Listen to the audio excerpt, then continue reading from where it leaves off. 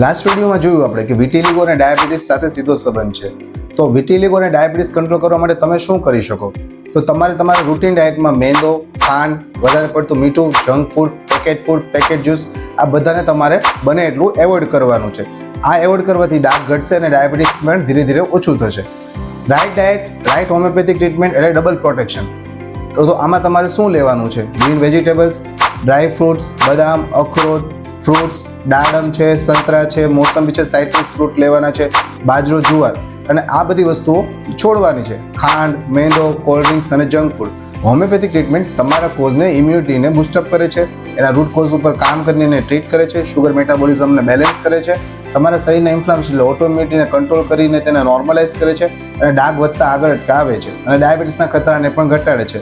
જો તમારા ફેમિલીમાં કોઈને વિટિલિગો છે, નિયર ડિયર વન્સમાં કોઈ વિટિલિગોથી સફર થાય છે તો આ ડાયટ ઓપ્શન એમને શેર કરો. એને આવીને આવી માહિતી માટે અમારા આઈડીને ફોલો કરતા રહો.